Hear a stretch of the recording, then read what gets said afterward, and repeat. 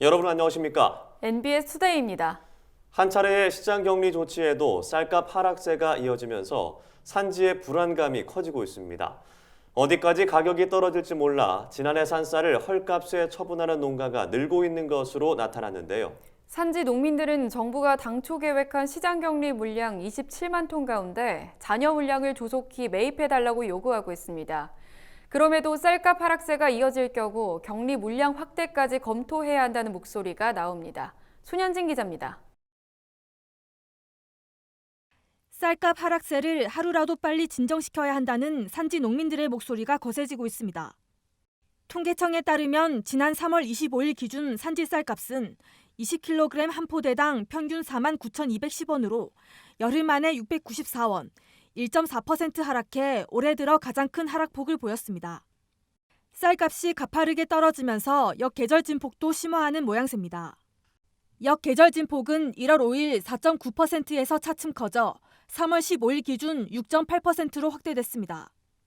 이는 2014년부터 3년 연속 풍작으로 쌀값이 폭락했던 2015년과 2016년 동일 날짜의 3.9%, 4.9%보다 높은 수준입니다.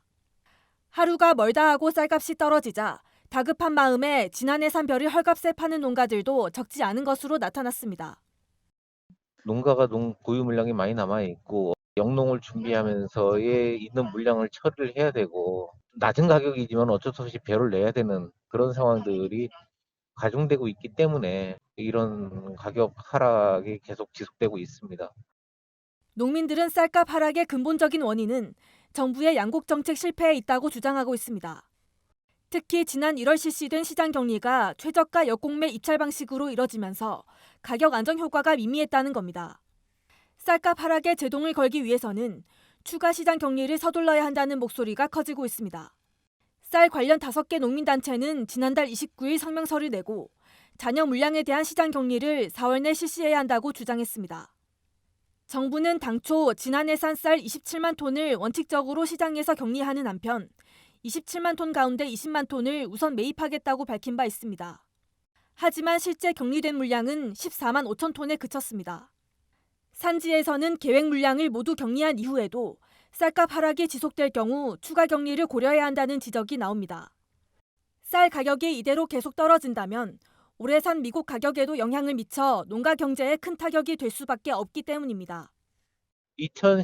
2021년산 가격이 어느 정도 좀 높은 가격이었더라도 2022년 넘으면서 가격이 떨어졌다면은 2022년산 수확기가 첫 가격은 2021년산 가격보다 못 받는다라는 걸 뜻하거든요. 중간에 가격 하락폭이 가격 낙차를 결정하는 중요한 기점이 될 수 있고요.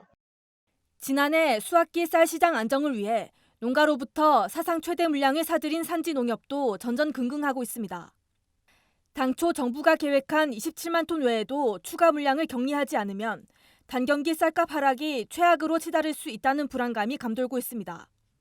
12만 5천 톤은 정부에서도 시장 과감에 한다고 그랬는데 지금 4만 원대로 무너졌잖아요. 그리고 앞으로 이제 수폭 낙엽이 되듯이 이렇게 쌀값이 더 떨어질 것 같아.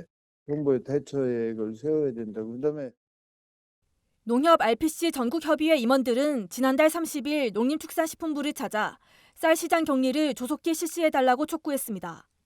이들은 권재한 농식품부 식품산업정책실장과의 면담에서 최저가 역공매 입찰을 통한 시장 격리 이후에도 쌀값이 떨어지고 있다고 호소했습니다.